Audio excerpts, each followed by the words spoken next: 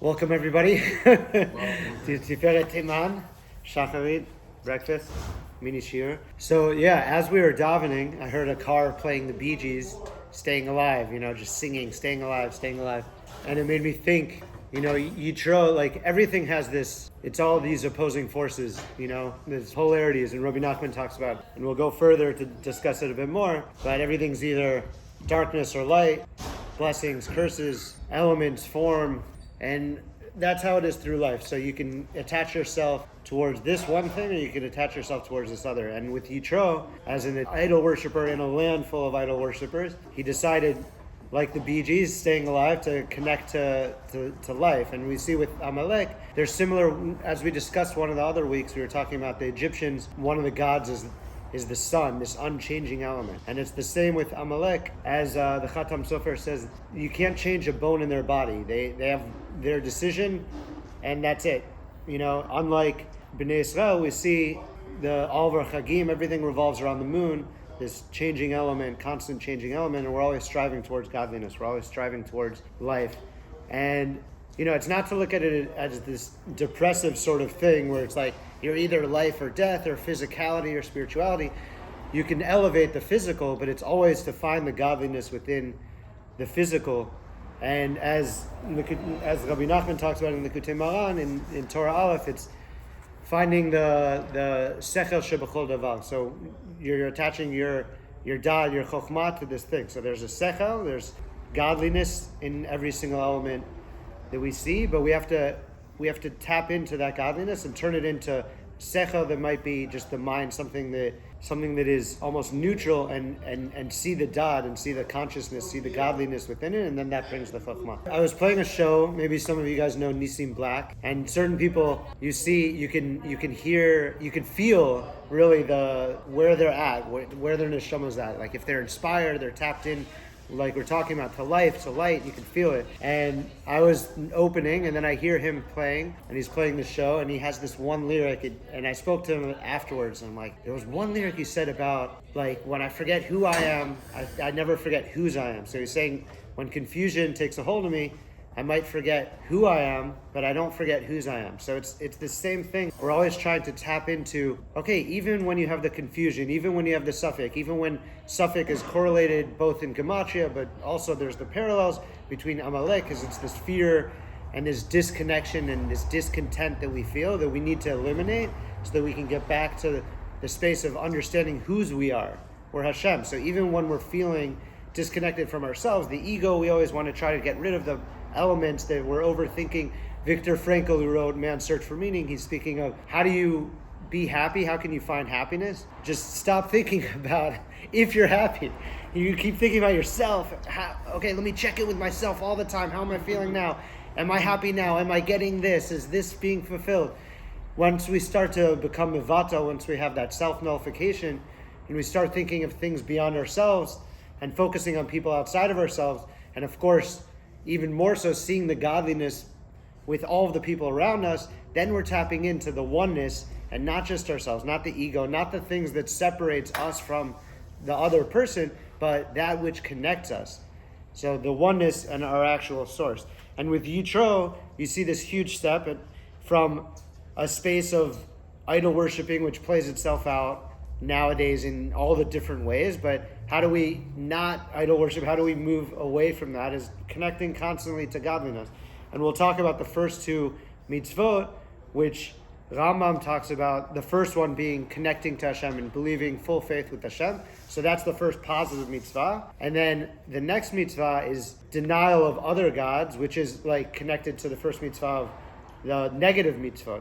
And Torah, the Gematria, is 611, and of course we know mitzvot are 613. So these two mitzvot, they're the most essential, and they're almost outside of that because it's like Hashem spoke these to us through his lips. And this is the parasha, and also with the Zohar is talking about Yitro, he said, had Yitro not acknowledged Hashem, now I know that God is greater than all deities, the Torah would not have been given. So that's the level of Yitro, coming from this darkness, coming from this space attached to death or physicality, the things that are limiting, the things that are not connected to this limitless, infinite space of Hashem and connecting to the spirituality. Had he not made that huge jump, which nobody else did, then the Torah wouldn't even been given. And it emphasizes that Yitro heard. He didn't even see. He heard of the miracles that Hashem did, and that was enough to bring him towards Hashem, where the other nations, they didn't. And this is the parasha with Naaseh v'nishma, where we're actually seeing what we'd normally hear and hearing what we normally see. And in the Talmud, it says a person that sees something, if they're an eyewitness in something, they cannot be a judge on that thing because they're nogea b'davar.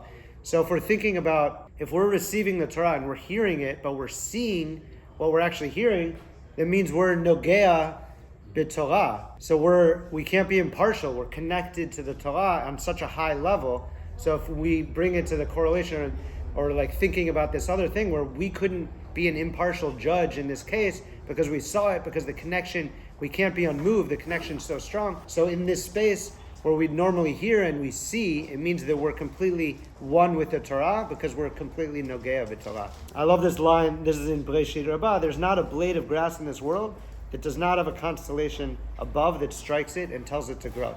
So this is connected to the sechel shebachol davar, like seeing that Hashem is directing every element at every moment, anything that is happening. So we always have to connect with that. Tying it back into these polarities of darkness and light, of blessings, and bringing in life, constant life. How do we keep bringing in life is connecting to Hashem, Elokut, and seeing this sechel shebachol davar, and bringing in, connecting to the infinite, connecting to that, and then we feel more life, but also connected to what's beyond that. And Rav Shimon Pinchas says, when we think about Hashem, we're actually with Him. And when we think about something else, we simply disconnect from Him. So the idea is to always have this deveikut, this clinging to Hashem. And that's how we are always connected to that. I'll maybe look through, this is the Sefer, the Dvar Torah is in this book called Light of the Infinite, the Exodus of Darkness, which is where we're at now in Parshat Shemot. I'll just see if there's anything else which we didn't touch on, and then we can close up. So we talked about Yitro deciding to join Bnei Israel because he's hearing the splitting of the sea and the battle of Amalek. So just hearing of that, he joined in, and that was enough for him to connect to the Elokut. And then there's a story in Talmud Makot with Rabbi Elazar ben Azariah, Rabbi Yeshua, and Rabbi Akiva. And this is a famous one you've probably heard with the first Holy Temple and the second Holy Temple, and they see the foxes running, and so they're in complete yeush, they're in complete depression, and they see Rabbi Akiva is still happy.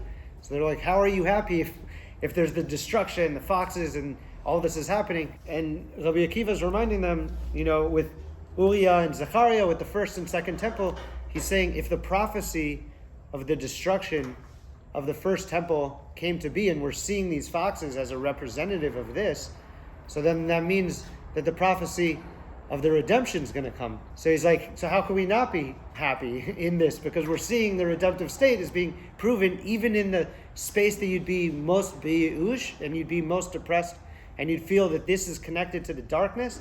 But we understand, Maaseh Avot Siman Labanim, we understand that Avraham had to go to Egypt, he had to go to the darkness, and came out with greater wealth. And then that's when he goes to Canaan, the redemption, the always leaving Mitzrayim, the darkness, the constriction, and going to Israel, the promised land, which represents the highest light and the redemptive state. So Rabbi Akiva didn't see it as something to be sad. He saw it as something to be hopeful, because this is the gradual steps towards growth. All of the falls bring all of the elevation. So that's what we have to see, even in our own missteps, that we might see that this is the hardship and this is something that I feel like I can't get through.